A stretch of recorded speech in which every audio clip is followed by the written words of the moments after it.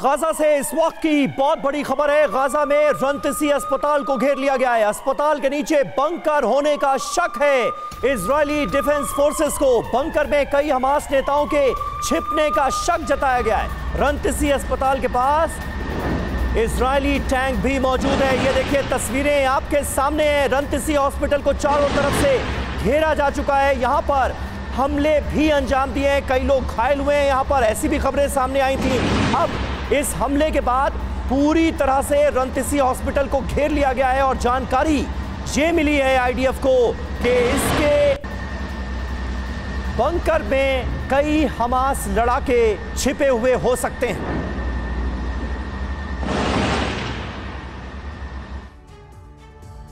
और आइए गाजा में अस्पतालों पर हमले की डिटेल जान लेते हैं और समझने की कोशिश करते हैं कि अब तक किस तरह से इन अस्पतालों पर ये हमले हुए हैं। जल्दी से नजर डालते हैं टारगेट पर। क्या आप जिंदगी में घर खरीदने का हो या शादी का हो, आपको पता नहीं चल रहा ना, ज्यादा टेंशन मत लो। आपके हॉरोस्कोप में ना सब पता चल जाएगा। कुछ ज्यादा वेट मत करना, जाइए एस्ट्रोलैट ऐप डाउनलोड कीजिएगा और आपका पहला कॉल फ्री पाइएगा। कहता है कि जोड़ियां ऊपर वाला बनाता है, लेकिन शादी का योग आपको कब है ये जानने के लिए आपका कुंडली दिखाइए। आज ही एस्ट्रोलैट ऐप डाउनलोड कीजिए, पहला कॉल मुफ्त पाइए। गाजा के अस्पताल, गाजा के 4 बड़े अस्पतालों पर इजराइल ने बमबारी की है। गाजा के स्वास्थ्य मंत्रालय के सोर्सेज ये बता रहे हैं, उस सूत्रों के हवाले से ये खबर सामने आ रही है। उसमें हॉस्पिटल की बात करें, अल शिफा बमबारी से 6 से अधिक मौतें अल शिफा हॉस्पिटल में हुई है। जी हाँ, यहाँ पर मेडिकल टीम पर भी हमला हुआ है। कई मेडिकल कर्मी और पैरामेडिकल स्टाफ के लोग घायल हुए हैं। इसके अलावा अल रंतसी, जिसके बारे में हमने आपको खबर दी, ये चिल्ड्रन हॉस्पिटल है, यहाँ पर बमबारी हुई। बमबारी के बाद आग से तबाही मची और अब इस पूरे हॉस्पिटल को आईडीएफ ने घेर लिया है, क्योंकि आशंका ये है कि कई हमास के लड़ाके यहाँ हॉस्पिटल के नीचे जो बंकर है वहां पर शरण ले रखे हैं। बिल्कुल, अगला हॉस्पिटल अल अवदा, मेडिकल स्टाफ यहां पर जख्मी हुआ हमले में और बिल्डिंग को भी भारी नुकसान पहुंचा है अल अवदा अस्पताल में जो अटैक हुआ उससे। जी हां, इसके अलावा इंडोनेशियन अस्पताल को भी बनाया गया है आईडीएफ की तरफ से निशाना और यहां पर भी की गई है बमबारी के बाद हॉस्पिटल में भीषण आग लग गई और जो तस्वीरें सामने आई उसमें हमने देखा कि कई मरीज भी इधर उधर भागते हॉस्पिटल में नजर आए। यानी किस तरह से हमास ने आम लोगों को, आम सिविलियंस को अपनी ढाल के तौर पर इस्तेमाल किया है, ये एक बार फिर पुख्ता होता जा रहा है और यही वजह है कि अब रंतसी हॉस्पिटल को पूरी तरह से घेर लिया है आईडीएफ ने। जी हाँ, और जिस अस्पताल से जुड़ी ये खबर आ रही है उससे जुड़ी अपडेट आपको दे दे। रंतसी हॉस्पिटल ये बताया जा रहा है जहां पर बीती रात बमबारी की गई। अल रंतसी अस्पताल को निशाना बनाया गया है और बमबारी से रंतसी अस्पताल में आग लग गई है। देखिए पूरा वीडियो आपको दिखा रहे हैं। ये एक हॉस्पिटल है, रंतसी हॉस्पिटल है ये, जहां पर बमबारी की गई और हमले के बाद देखिए कैसे धमाका हुआ। यहाँ पर भीषण आग लग गई है अस्पताल में।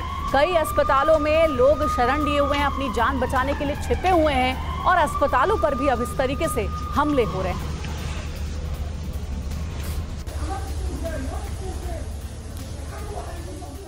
तो देखिए मैदान जंग से एक एक अपडेट से हम आपको करा रहे हैं वाकिफ। हमारे सहयोगी विपिन चौबे इस वक्त इजराइल के वॉर जोन से हमारे साथ जुड़ चुके हैं, उनका भी रुख करेंगे और स्टूडियो में हमारे साथ ब्रिगेडियर शरदेंदु भी मौजूद हैं। सबसे पहले ब्रिगेडियर शरदेंदु जरा समझाइए कि क्या गाजा के अस्पतालों में वाकई बड़े पैमाने पर हमास ने अपने बंकर्स बनाए रखे हैं, इसी वजह से आईडीएफ लगातार अब अस्पतालों को भी निशाना बना रही है? देखिए, जिस तरीके से एयर स्ट्राइक चल रही है और जिस तरीके से सीरीज ऑफ हॉस्पिटल जैसा कि आपने बताया उस पर स्ट्राइक हुई, एयर स्ट्राइक हुई और सब में एक ही चीज़ उभर के सामने आती है कि उसके बेसमेंट में हमास का हेडक्वार्टर या हमास के लड़ाके थे जो युद्ध का संचालन कर रहे थे, तो उनको बर्बाद करना मकसद था। लेकिन अस्पताल की लोकेशन ऐसी हो सकती है कि वहाँ फिजिकल ऑपरेशन लॉन्च करना मुश्किल था, लिहाजा इसीलिए एयर स्ट्राइक की गई, रॉकेट से हमले किए गए।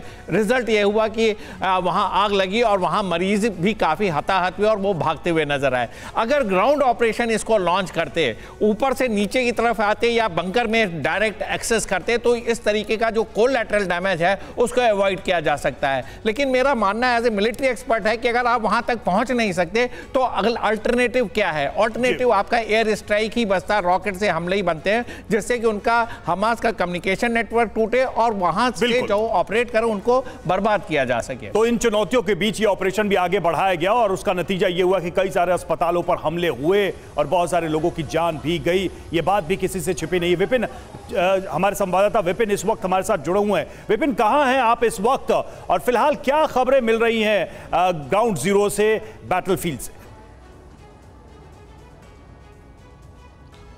देखिए रवि, मैं इस वक्त इजराइल के तेल अवीव शहर से किबुत्ज के रास्ते में हूं। ये वो इलाका है जहां पर हमला हुआ था और जहां पर बड़ी तादाद में लोगों को लहूलुहान किया गया था। हम उस इलाके में डिफेंस फोर्सेस के साथ जा रहे हैं। रास्ते में चूंकि मुझे आपसे लाइव बात करना था, आगे के एरिया में नेटवर्क नहीं होता है, इसलिए हमें रुककर आपसे बात करना पड़ा। हालात की अगर बात करें तो पूरा युद्ध अब एक जगह सिमटता हुआ नजर आ रहा है और इस दायरे में जो कोई भी आएगा, चाहे वो अस्पताल हो, चाहे वो रिहायशी इलाके हो, क्योंकि डिफेंस फोर्सेस ने यह तय कर रखा है, प्राइम मिनिस्टर नेतन्याहू ने तय कर रखा है कि इस बीमारी को, जो लगातार इजराइल को डसती रहती है, इस बीमारी को जड़ से खत्म करना है। मतलब हमास को वो निस्तेनाबूद करके ही छोड़ेंगे। शायद यही वजह है कि इसकी जद में आने वाली हर वो बिल्डिंग, हर वो इमारत, हर वो इंस्टीट्यूशन जहां शक मात्र भी हो सकता है कि यहां पर हमास के लड़ाके, उनका सेंटर, उनके हथियार, उनके गोला बारूद हो सकते हैं, ट्रेनिंग सेंटर्स हो सकते हैं, उन पर बमबारी की जा रही है। फिलहाल गाजा सिटी में अब ये पूरी युद्ध सेंट्रिक हो चुकी है और जिन अस्पतालों का आप जिक्र कर रहे थे, इससे पहले भी 3-4 अस्पतालों पे बम गिराए गए हैं। उसका मकसद साफ तौर पर यही था, इनपुट्स प्रॉपर उनके पास थे कि यहां नीचे बंकर्स हैं और बंकर्स में अस्पतालों का शरण लेकर तमाम लड़ाके छिपे हुए हैं। उसी के मद्देनजर यह हमला किया जा रहा है। फिलहाल ये पूरी युद्ध जो है गाजा सिटी में आके सेंट्रिक हो चुकी है। जी बिल्कुल, बहुत बहुत शुक्रिया विपिन चौबे आपका हमारे साथ जुड़ने के लिए और ये अहम जानकारियां हम तक देने के लिए।